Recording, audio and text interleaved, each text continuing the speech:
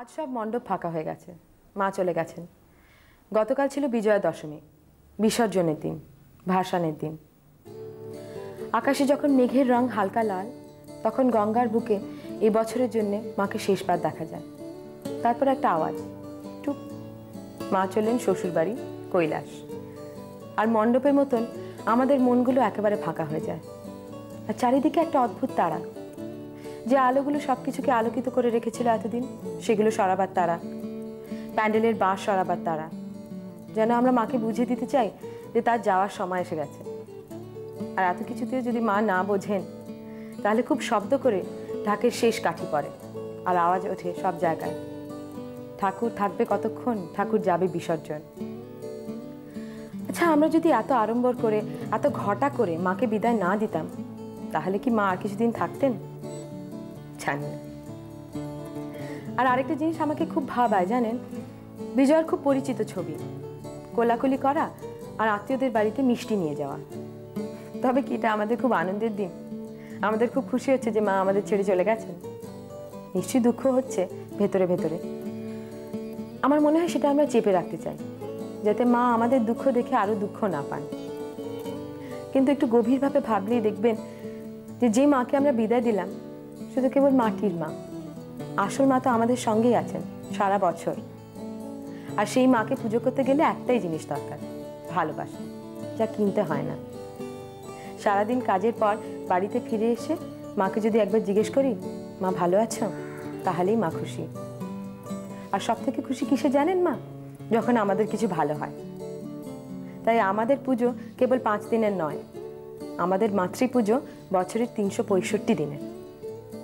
চলুন শুরু করা যাক আজকের নারী।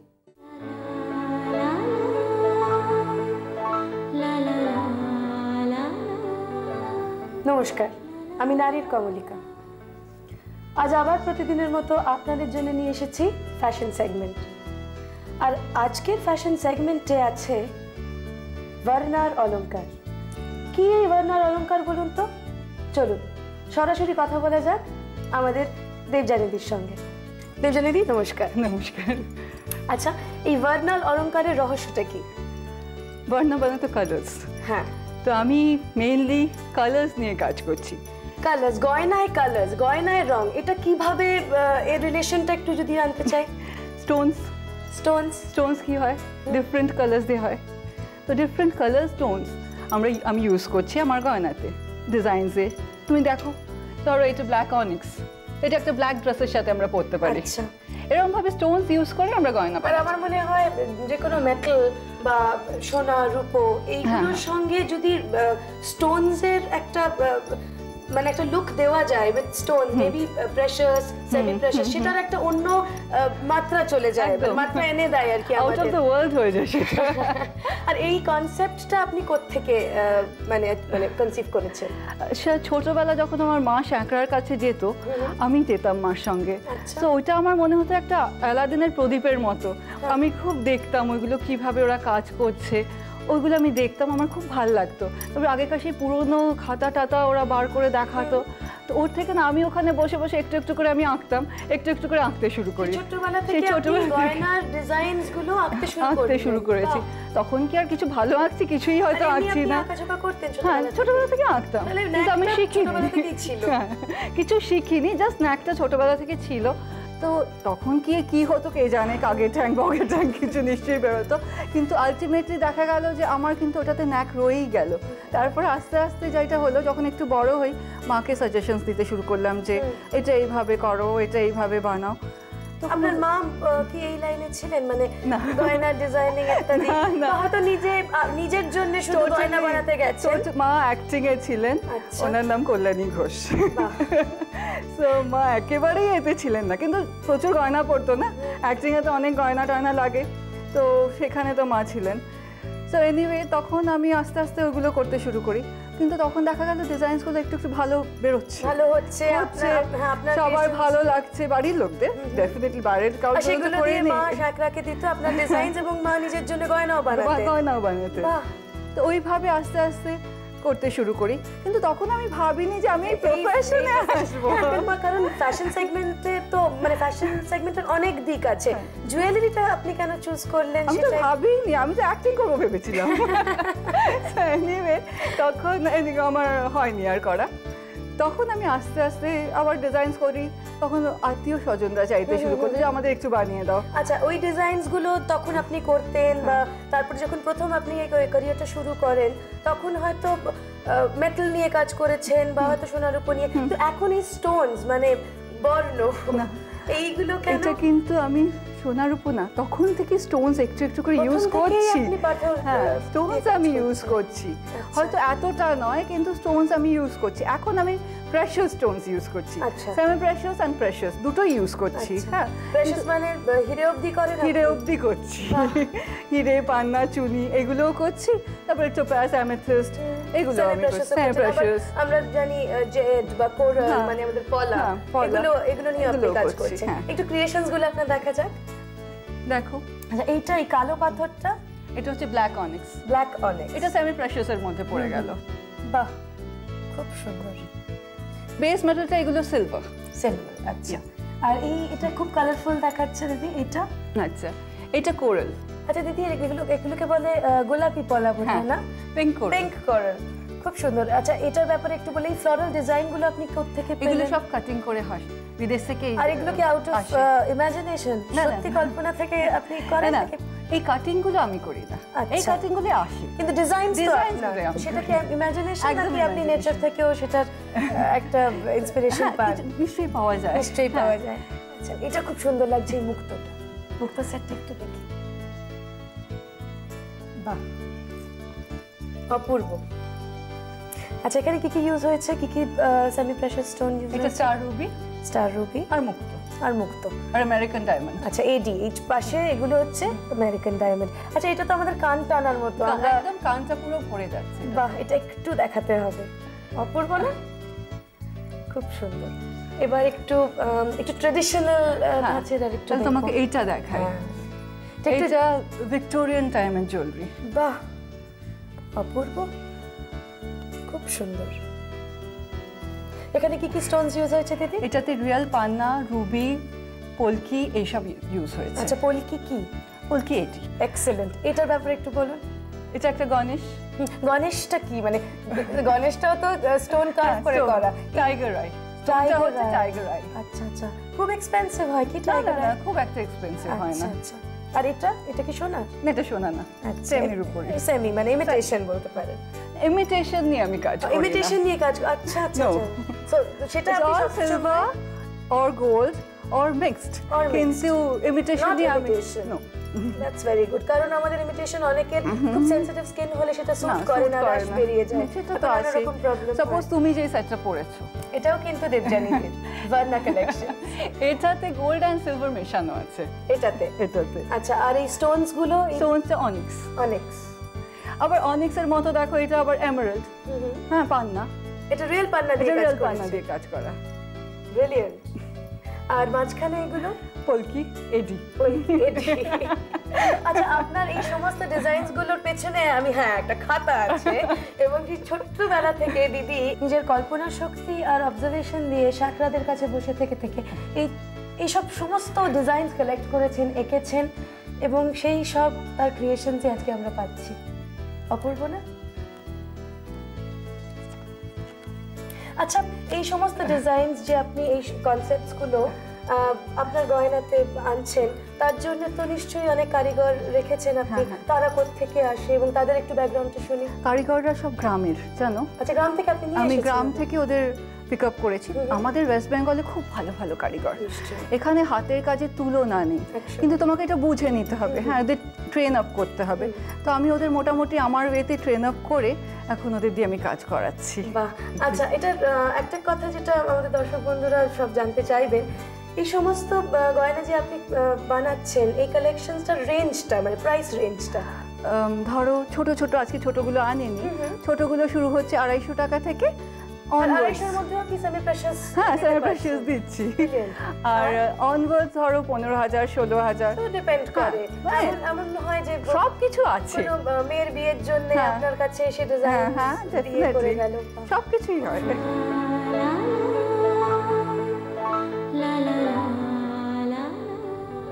এতক্ষণ আমরা দেবযানী ঘোষের এক্সক্লুসিভ জুয়েলারি কালেকশন দেখলাম, তো চলে এসেছি দক্ষিণাপানের রাজস্থলীতে। দেখা যাক এদের কি এক্সক্লুসিভ কালেকশন আছে। এখানে মানে রাজস্থলীতে কি ধরনের গয়না special? Silver oxidise, silver enamel work, মিনে করা, কুন্দন জুয়েলারি, স্টোনস জুয়েলারি। এই যে কার্ভিং গুলো, এই যে এই ডিজাইনস গুলো আপনাদের এই গয়নায় ইউজড হয়েছে, এই কনসেপ্টটা কোত্থেকে আসে? রাজস্থান গভর্নমেন্টের এগুলো হয়, ওখানকার ট্র্যাডিশনাল ওয়ার্ক, ওখানকার জুয়েলাররা এগুলো তৈরি করে। অক্সিডাইজড গয়নাগুলো যেগুলো দেখলাম, এগুলোর রেঞ্জটা একটু বলবেন? এগুলো আপনার 300 400 থেকে স্টার্টিং প্রাইস, তারপর 5000 পর্যন্ত আছে। আমরা এখানে একঝাক ইয়াররিংস দেখতে পাচ্ছি, এবং এই প্রত্যেকটা ইয়াররিংসের রেঞ্জ কি এক? না, ডিফারেন্ট রেঞ্জ আছে। আচ্ছা, কোত্থেকে শুরু হচ্ছে, কোথায় গিয়ে শেষ হচ্ছে? মোটামুটি 100 থেকে স্টার্টিং প্রাইস, আর তারপরে 700 800।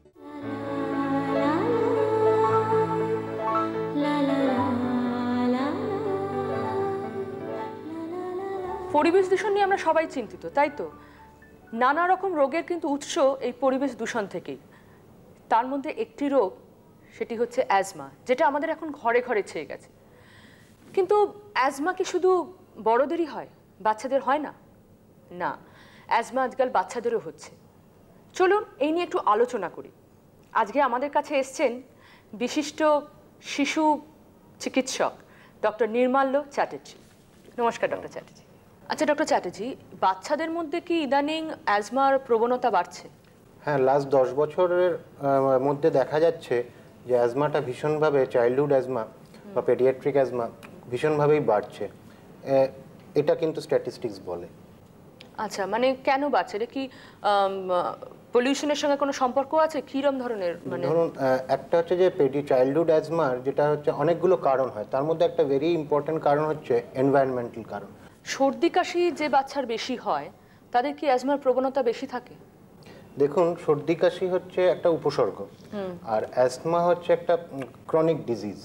এবং যেই বাচ্চারা অ্যাজমাটিক হয়, তাদের মধ্যে সর্দি কাশি একটা সিমটম হতে পারে। দুটো দিক থেকে দেখতে গেলে যাদের অ্যাজমা হচ্ছে তাদের সর্দি কাশি ছাড়াও অ্যাজমা হতে পারে।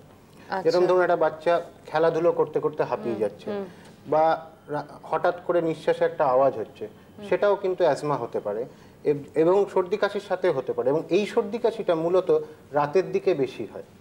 আচ্ছা।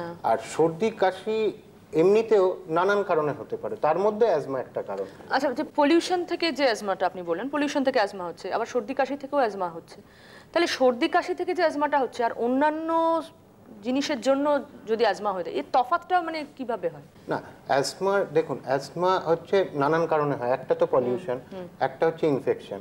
যে বাচ্চাদের ইনফেকশন হচ্ছে তাদের সর্দি কাশি হচ্ছে, এবং সেই সর্দি ইনফেকশন হওয়ার ফলে অ্যাজমা হচ্ছে। এছাড়াও অ্যালার্জিজ অ্যাজমাকে প্রেসিপিটেট করে, অ্যাজমা হতে পারে। সুতরাং সব সর্দি কাশি যেরকম অ্যাজমা নয়, আবার সব অ্যাজমাই সর্দি কাশি নিয়ে আসবে এমনও নয়।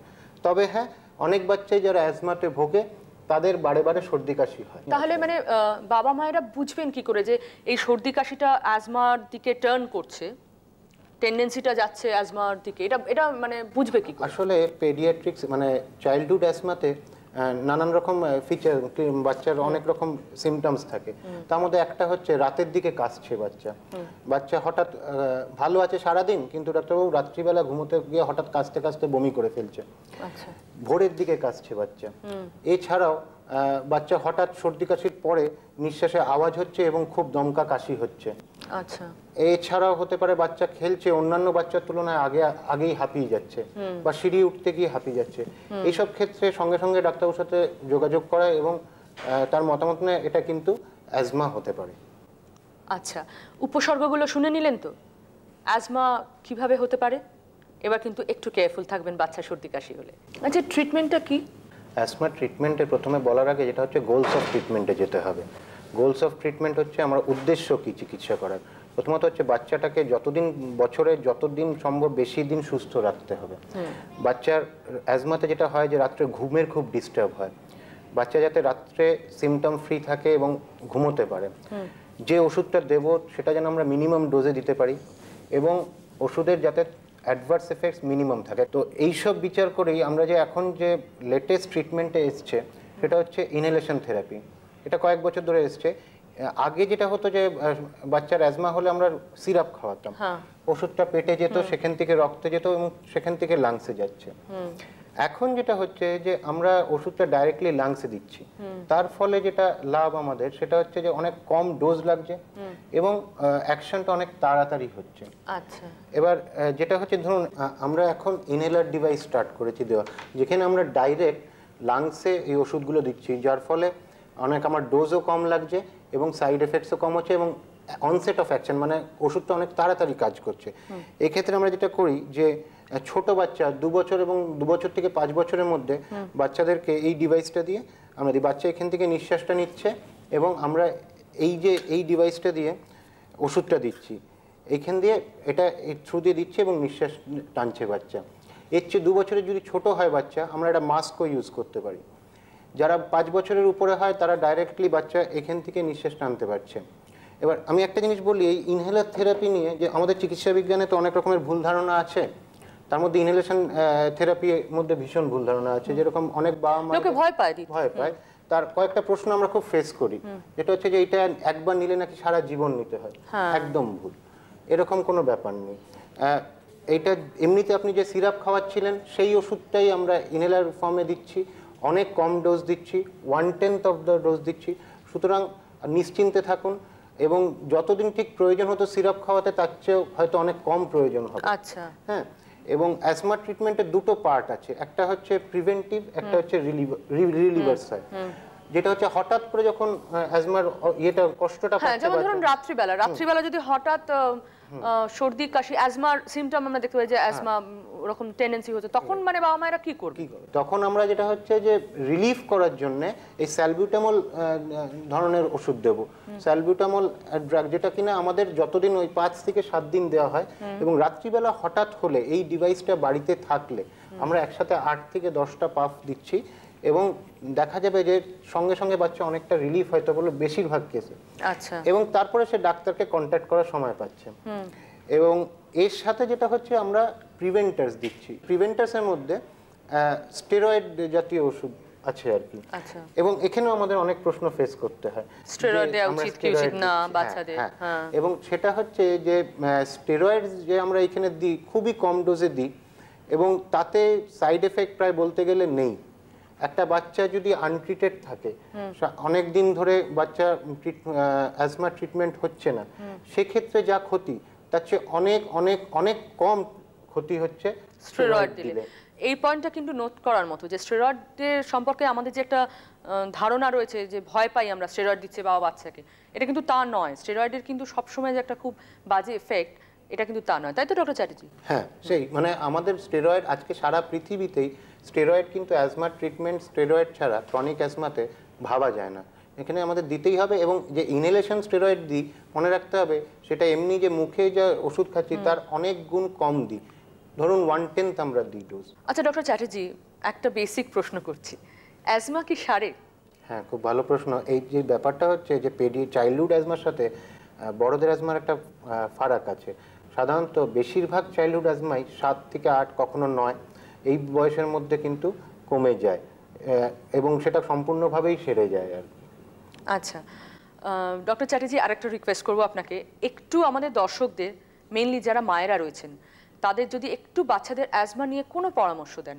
হ্যাঁ, আমি একটা জিনিসই বলতে চাই মায়েদের, যে যদি কখনো শোনেন যে আপনার বাচ্চার অ্যাজমা হয়েছে, ভয় পাওয়ার কিছু নেই। এখন আমাদের অনেক ভালো ট্রিটমেন্ট এসে গেছে, আমরা খুব ভালো কন্ট্রোল করতে পারছি। তবে হ্যাঁ, ডাক্তারবাবু যে কদিন ধরে ট্রিটমেন্টটা চালাতে বলবেন সেইভাবেই চালাতে হবে এবং কোনো ভুল ধারণা থাকলে একমাত্র ডাক্তারবাবুর কাছে গিয়ে সেটাকে সলভ করবে। ডক্টর চ্যাটার্জির সঙ্গে আলোচনা করে দুটো কনফিউশন কিন্তু আমাদের আশা করি ক্লিয়ার হয়ে গেছে। এক, স্টেরয়েড সবসময় ক্ষতিকারক নয়, বাচ্চাদের দেওয়া যেতেই পারে। আর 2, ইনহেলার দেওয়ার কোনো সাইড এফেক্ট নেই। আমরা বাড়িতে বাচ্চাদের যাদের অ্যাজমা আছে আমরা ইনহেলার ইউজ করতেই পারি। আজকে তাহলে চলি, আজকে এই পর্যন্ত, আর কিন্তু সময় নেই। নমস্কার। চিরদিনের সেই নারী।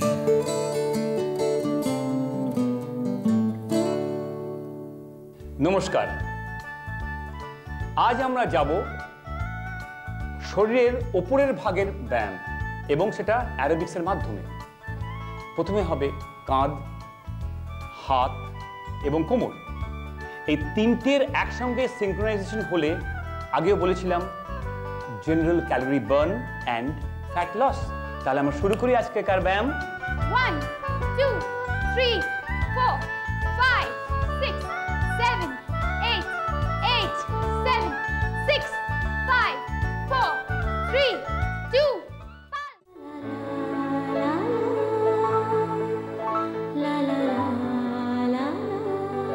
নমস্কার, আমি আলফা নারী কমলিকা। আজ মুখোমুখি হব সাজো বিউটি ফিটনেস ও ট্রেনিং একাডেমির বিউটিশিয়ান রুবি বিশ্বাসের সঙ্গে।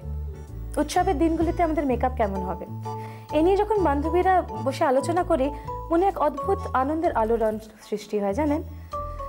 আচ্ছা, এই উৎসবের দিনে সুন্দরীরা সৌন্দর্যের প্রতিযোগিতায় না একেবারে প্যারামিটারে ফুল মার্কস পেতে চায়। বিউটি বলুন, ফ্যাশন বলুন, সৌন্দর্য বলুন, সমস্তর মধ্যে একটা পাশ্চাত্যের প্রভাব এসে গেছে এখন। মিউজিক ভিডিওর দৌলতে আমরা দেখতে পাই ম্যাডোনার বডি ট্যাটুইং, অথবা ব্রিটনি স্পিয়ারের বডি ট্যাটুইং, বা ক্রিস্টিনার ক্রিস্টাল মেকআপ। চোখে একবারে তাক লাগিয়ে দেয় না সেই ক্রিস্টাল মেকআপ? আমাদের ভারতীয় নারীদের এই ক্রিস্টাল মেকআপ কিভাবে আরো সুন্দর করে তুলতে পারে, আরো মোহময়ী করে তুলতে পারে, চলুন আজ কথা বলি রুবিদির সঙ্গে এই ব্যাপারে। রুবিদি, নমস্কার। নমস্কার। আচ্ছা রুবিদি, এই ক্রিস্টাল মেকআপ তো টোটালি একটা ওয়েস্টার্নাইজড কনসেপ্ট, মানে সে অর্থে এখানে আসে আর কি আমাদের ভারতে। তো আমাদের ভারতীয় নারীদের ফিচার্স, কমপ্লেকশন সমস্ত কিছু মিলিয়ে আলটিমেটলি আমরা যে ধরনের মানে সুন্দরী আর কি, সেখানে ক্রিস্টাল মেকআপটা কি প্রযোজ্য? মানে আমাদের ভালো লাগবে? হ্যাঁ, সব কিছুই তো আমরা মানে ওয়েস্টার্ন থেকে অনেক কিছু নিয়েই আমরা সেটাকে কি ইন্ডিয়ানাইজড করে নিতে পারি। তো এখানেও আমরা ক্রিস্টালসের সাহায্যে চোখের পাতার ওপর, তারপরে কপালে বিন্দির বদলে একটুখানি ফরহেডে, মানে শুধু ফেশিয়াল বিউটি, বডিতে চুলেও করা যায়। হ্যাঁ, বা একটু সেই সম্বন্ধে যদি একটু কিছু বলেন। হ্যাঁ, আমি আগে একটুখানি মুখে একটু দেখিয়ে দিয়ে আমি এখানে মোটামুটি বেসটা করে রেখেছি। একটু পাউডার দিয়ে নিলাম। এই পাউডারটা নরমাল? হ্যাঁ, এটা একটু ক্রিস্টাল বা কোনো শিমার না, এটা আমি একটু গোল্ড দিচ্ছি বিকজ আমি যেহেতু ক্রিস্টাল ইউজ করছি, তো মেকআপের মধ্যে একটু শিমার, গ্লিটার এসব তো দরকারি। তো সেই জন্য আমি একটু গোল্ড ডাস্ট দিয়ে নিলাম। আচ্ছা, ওকে। আমার মনে হয় যে কোনো সান্ধ্য অনুষ্ঠানে এই ধরনের মেকআপ আরো সুন্দর লাগবে, মানে দ্যান নর্মাল আমরা যেটা একটা ম্যাট ফিনিশ করি বা একটা গ্লসি ফিনিশ মেকআপ করে অভ্যস্ত তো আমরা, কিন্তু এটা চট করে আমরা দেখি না এখনো। মডেলদের দেখি অবশ্য। হ্যাঁ, এখন সবাই চায় মডেলদের মতো, এত বেশি দেখছে সকলকে, প্রত্যেকটি মেয়েই চায় যে নিজেকে মডেলদের মতো সুন্দরী করতে। তো এটা কি টোটালি একটা মডেল লুক নাকি ট্র্যাডিশনালেও আমরা করতে পারি? হ্যাঁ, ট্র্যাডিশনালও করা যেতে পারে, সেটাতে কোনো অসুবিধা নেই। আমি একটু লিপ লাইন করে নিচ্ছি।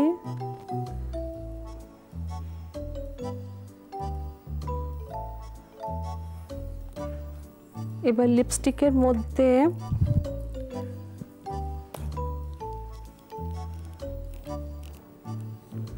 এটাও কি? হ্যাঁ, এটার মধ্যে হ্যাঁ গ্লিটার আছে টু গেট দ্য শাইন।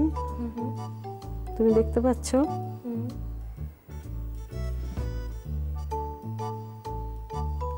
আচ্ছা, এবার আমি আই ইউজ দ্য ক্রিস্টালস। ও তো এখন একটা ওয়েস্টার্ন কস্টিউম পরে আছে, ড্রেস দেখতেই পাচ্ছো। এটা আরো ভালো খুলবে ওর এই মেকআপটা। চুলটাও তো খুব সুন্দর করে বাঁধা আছে। আমরা পাশ্চাত্যের প্রভাব বলি বটে, তো এত কিছু শেখার আছে, আর আমাদেরও সেটা এতই সুন্দর করে তুলতে পারে যদি ঠিক করে করা যায় আর এবং ঠিক পদ্ধতিটা জানা যায়। গ্লু দিয়ে দিচ্ছি। গ্লু? হ্যাঁ, ওই আমাদের বিন্দির আঠা, যেটা আঠা হিসেবে, যাতে এটা স্টে করে। আসলে আমি যে আপনাকে অ্যাসিস্ট করব, আমি তো ক্রিস্টাল মেকআপের কিচ্ছু জানি না। না, ইট ইজ নট এনিথিং, খুব একটা টাফ কিছু নয়। সেটা মনে হয় শিখে নেওয়ার পরে টাফ হবে না, প্রথমে একটু মন দিয়ে দেখি।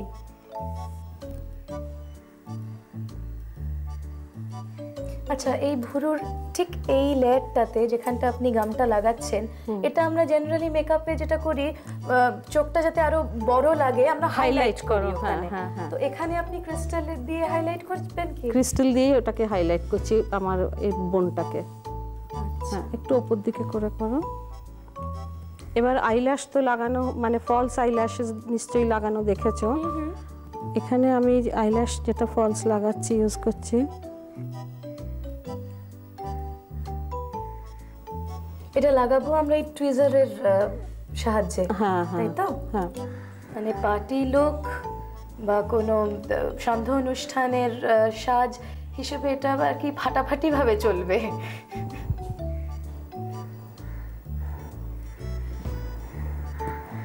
জাস্ট দুদিকে দুটো আমি এই ডট দিয়ে দিলাম আঠা, এই গ্লুটা যেটা আমার দুদিকে দুটো ফোঁটা গ্লু যদি দিয়ে দেওয়া যায় তাতে কি আমাদের ফলস আইব্রো গুলো সেট করে যায়? হ্যাঁ, বিকজ ওতে এমনিতে গ্লু দেওয়াই আছে, কিন্তু এজ দুটো যাতে না খোলে সেই জন্য একটুখানি ওপেন চোখটা খোলা। আর অন্যান্য আইল্যাশ গুলো যেরকম আমরা বাজারে পাই, কিনতে পাই, সেগুলো যখন বলে যে একবার ইউজের পরে ধুতে হবে যাতে পরিষ্কার থাকে। হ্যাঁ, ডেফিনেটলি। তাহলে এগুলো এখানেও তো ক্রিস্টালের ছোট ছোট বিডস বসানো আছে দেখছি। তো এটা যদি আমরা ধুতে চাই একটা আফটার ওয়ান ইউজ, তাহলে কি এটা খারাপ হয়ে যাবে? এটা ঠিক না ধুয়ে যদি এমনি আমরা ক্লেনজিং মিল্ক বা ক্রিম দিয়ে আস্তে করে বাট দিয়ে ধুয়ে নিই, তাহলে সেভাবেও পরিষ্কার হয়ে যাবে। Close your ice, 1 minute. আপনি প্রথম এটা কি বিদেশে কোন জায়গায় দেখেছিলেন? মানে আপনি যখন এটা শিখতে গেছিলেন তখন প্রথমে কাকে দেখে বা কোনো ঘটনা বলুন যেটাতে আপনার you really found it very attractive এবং ভাবছিলেন যে এটা আমাকে শিখতেই হবে? না, অ্যাকচুয়ালি আমি স্কটল্যান্ডে একটা ওদের ওখানে শো দেখতে গিয়েছিলাম। তখন ওখানকার মানে যে মেয়েটি গান গাইছিল স্টেজেতে, শি হ্যাড ড্রেসড আপ ভীষণ সুন্দরভাবে, আর ওর মেকআপটা আমার দেখে আই রিয়েলি লাইকড ইট। আচ্ছা, তখন আপনার মনে হয়েছিল যে এটা আমাদের ভারতীয় নারীদের উপর যদি ইমপ্ল্যান্ট করা যায়।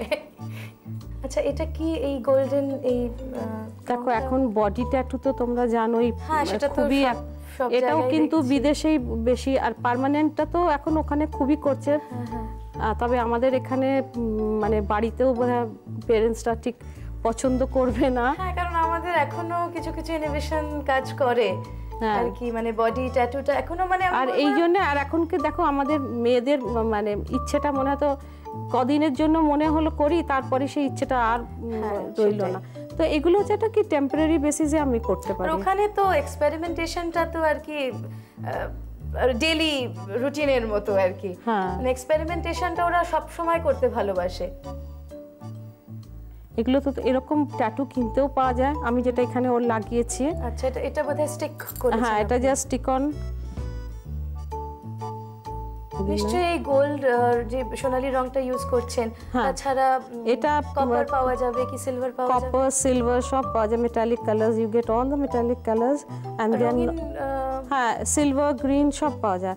আর এগুলো নন টক্সিক, এই জন্য শরীরে লাগালে কোনো অসুবিধা কিছু নেই, কোনো অ্যালার্জি টালার্জি রাশ না, কিছু অসুবিধা হয় না, আর জাস্ট ওয়াশ করলেই উঠে যায়। তাহলে টেম্পোরারি ট্যাটুতে কিন্তু কিচ্ছু খারাপ হয় না। এখন তো গয়না পরাটাও দেখো ভীষণ রিস্কি, খুব একটা বেশি আমরা গয়নাগাটি পরে বাইরে বেরোতেও পারি না ভয়েতে। আর আজকাল তো দেখেছো সমস্ত শাড়িতে খুব জারদোজি কাজ, বা জারদোজির সঙ্গে বোধহয় এই মেকআপটা আরো খুলবে, কারণ জারদোজির পারে তো আমরা দেখি স্টোন ক্রিস্টাল এইসব দিয়ে বসিয়ে এমব্রয়ডারি করা থাকে।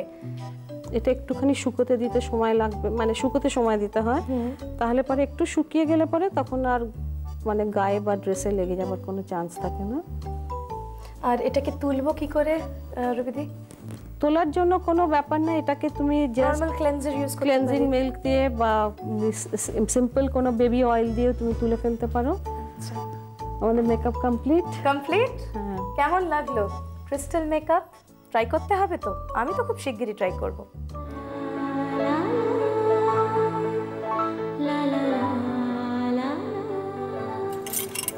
শুভ বিজয়া। মা আজ ফিরে যাচ্ছেন তার নিজ আবাসে। আজ ঘন নীল আকাশের ছেঁড়া ছেঁড়া মেঘেদের মনেও যেন দুঃখের রেশ, না? 4 দিন ধরে লোকজনের এত ভিড়, জমজমাট আড্ডা, আলোর রোশনাই, ট্রাফিক জ্যাম, এর মধ্যে আমাদের কলকাতা শহরটাও যেন একটু নিস্তরঙ্গ হয়ে পড়েছে। মেলা প্রাঙ্গণ থেকে গুটিয়ে নেওয়া হচ্ছে বন্দুক, বেলুন, নাগরদোলা বা জিলিপি ভাজার কড়াই। ডেকোরেটররা ব্যস্ত হাতে গুছিয়ে নিচ্ছেন মণ্ডপের ভেতরকার জলচৌকি বা ইতস্তত ছড়িয়ে থাকা চেয়ারগুলো। আজ বাঙালির হৃদয়ে বিষাদের ছায়া নেমে এসেছে, কিন্তু এই বিষাদ মুহূর্ত কিন্তু পুনর্মিলনের দিকেই এগিয়ে যাচ্ছে। কারণ এই বিষাদ মুহূর্ত থেকেই শুরু হচ্ছে বিজয়া দশমী, যেখানে হয় কোলাকুলি, বড়দের প্রণাম করা, কুশল আদান প্রদান এবং মিষ্টি দেওয়া নেওয়া।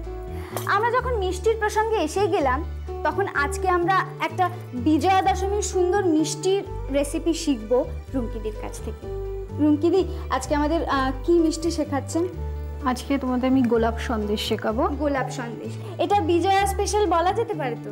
হ্যাঁ, নিশ্চয়ই। আমরা মাকে তো বিদায় জানাই তার মিষ্টি মুখ করে, তো এটাও তো একটা সন্দেশ, এক ধরনের মিষ্টি, তো এটাকে আমরা বিজয়ার মিষ্টি হিসেবেই ধরতে পারি। আচ্ছা রুমকিদি, এখানে আমার একটা প্রশ্ন আছে, দ্যাট ইজ ধরুন বিজয়া করতে এসছে, সেরকম মানে বিজয়া করতে এসছে, কারণ সবসময় বাড়িতে এমন একটা টাইম যায় যখন বাড়িতে মিষ্টি নিমকি আমাদের একদম রাখতেই হয়, তো এটা কি খুব চটজলদি বানিয়ে ফেলা যায়? হ্যাঁ, এটা খুব চটজলদি বানিয়ে ফেলা যায়।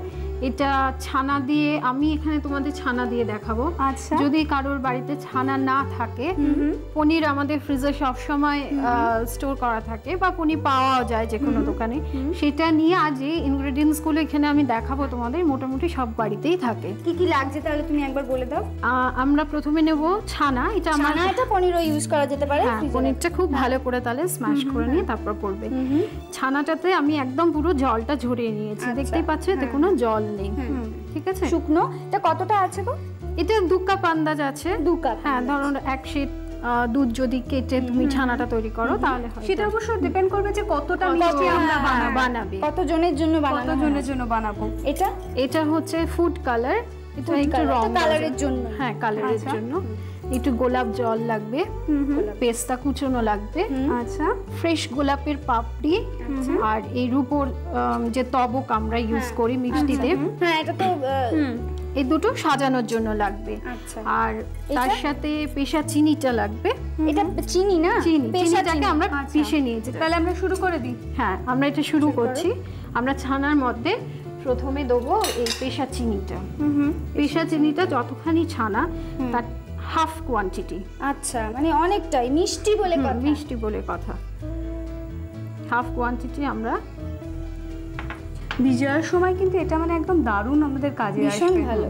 আর তার উপর আমি যেটা বললাম যে এখন বিজয়ার দিনে আর কি বিষাদের ছায়া সব বাঙালির হৃদয়ে জুড়ে, তো মায়ের চলে যাওয়াটাকেও আমার মনে হয় এটা একটু এই দুঃখটাকে একটু কমাতে সাহায্য করবে। আর সব থেকে বড় কথা কি জানিস তো, যে এখন আমাদের যে এখন এত আমরা ফাস্ট লাইফ হয়ে গেছে বলে মোটামুটি আমরা ফোনে যে বিজয়াটা সেরে ফেলি, তবু অ্যাটলিস্ট বলতে পারবো যে না ভাই তুমি এসো বা আমি তোমার বাড়িতে যাচ্ছি। আর যেহেতু এত তাড়াতাড়ি আমরা এই মিষ্টিটা বানিয়ে ফেলতে পারবো, সুতরাং নিয়েও যেতে পারি।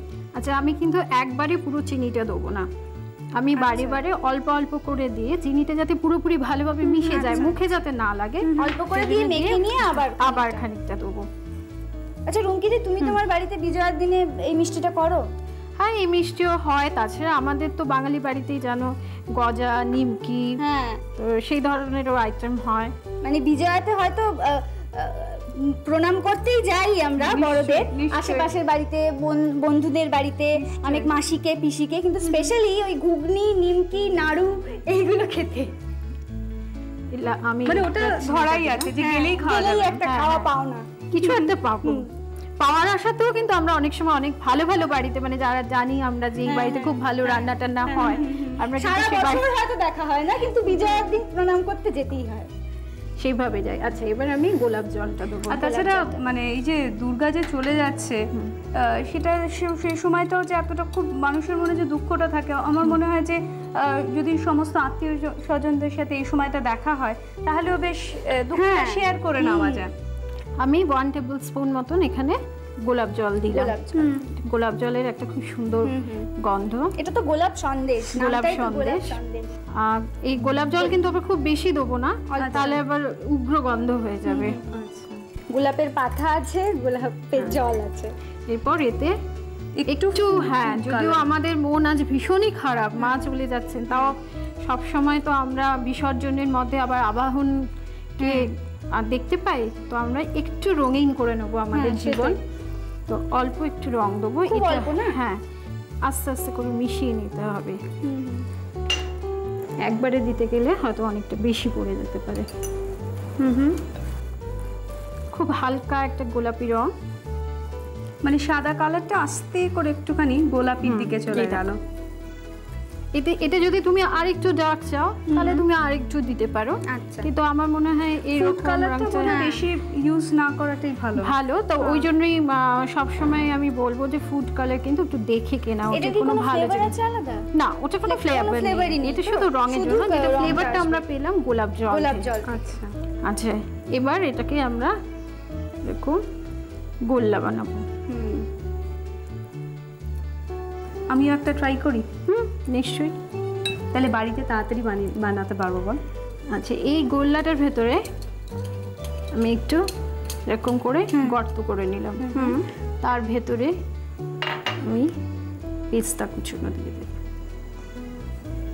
আচ্ছা, দিয়ে এটা বন্ধ করে দিলাম। ওটা বন্ধ করে দিতে হবে। বন্ধ করে দিয়ে এটা এই কাপের মধ্যে সুন্দর করে, ভীষণ তাড়াতাড়ি কিন্তু হয়ে যায়। ছানাটা বাড়িতে থাকলেই আর বাদবাকিগুলো থাকলে, বাদবাকিগুলো বলতে এই দুটোই আর কি, কালারটা আর এইটা। কালার ছাড়াও করা যায়, কালার ছাড়াও তো করা যায়, কিন্তু এই একটা হালকা গোলাপি আভা আসলে সুন্দর লাগে কিন্তু দেখতে। যেহেতু মানে মিষ্টিটা ওইটা গোলাপ সন্দেশ। দেখো ঠিক হয়েছে? খুব সুন্দর হয়েছে আমার বিজয়ার মিষ্টি। হ্যাঁ, তোদের বাড়িতে আমি যাচ্ছি। বাড়িতে যেতে হবে না, এখানেই খাইয়ে দিচ্ছি। না, আমি বাড়িতেই যাব, আমি একটু বেশি খেতে চাই। না রে আসিস, কোলাকুলি তো ওখানেই সারবো। আপনারা দেখছেন তো, এখন দেখে নিন, শিখে নিন, সন্ধ্যাবেলার আগেই কিন্তু বানিয়ে ফেলুন। গেস্টদের সামনেও বানাতে পারো, সেটাও কিন্তু একটা আলাদা আনন্দ। গেস্ট আসার পরে তুমি একদম সামনে বানিয়ে দিচ্ছ, আর এত তাড়াতাড়ি বানানো যায় না। কাউকে যদি এটা বলেও দেন, দেখবেন খুব তারাও খুব মানে ভালো লাগবে, কারণ সকলেই তো আজকাল চায় যে কি কম সময়ে খুব তাড়াতাড়ি, অথচ খুব ভালো জিনিস একটা করে খাওয়াবার জন্য। আচ্ছা রুমকি দি, তুমি হঠাৎ মানে মিষ্টি বানানোর ইন্সপিরেশনটা কোথা থেকে পেলে? এটা আসলে রান্না করতে করতে, বিভিন্ন ধরনের রান্না ট্রাই করতে করতে তখন মিষ্টির কথা, মিষ্টির কথা মাথায় আসে। এটা কি, এই মিষ্টিটা কি তুমি সারা বছর বানাও না বিজয়া দশমী স্পেশাল? অকেশনালি বানানো। আচ্ছা, আসলে রুমকি দি এত মিষ্টি মিষ্টি কথা বলে না, মিষ্টি বানাবার ইন্সপিরেশনটা বোধহয় বাই নেচার।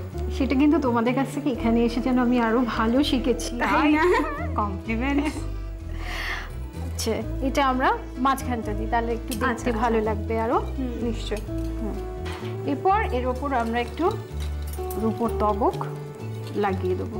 এটা দিতেও পারো, নাও দিতে পারো, দিলে একটু দেখতে বেশি ভালো লাগে। দেখতে বেশি ভালো লাগে। মানে আলোর রোশনাই চলে গেছে বলে যে আমাদের এই চকচকে ব্যাপারটাও চলে গেছে সেটা নয়, সেটা এটা দিয়ে বোঝানো যায় না। দেখ, মানুষ তো আশা নিয়ে বেঁচে থাকে, আসছে বছর আবার আমরা অনেক বেশি আনন্দ করব। সেটাই তো, বিজয়া দশমী মানেই তো আবার ষষ্ঠী আসছে। নিশ্চয়ই। এবার লাস্ট ফিনিশিং আমরা একটু গোলাপের পাপড়ি দিয়ে এটাকে সাজিয়ে দেবো, তাহলেই তৈরি হয়ে যাবে আমাদের গোলাপ সন্দেশ।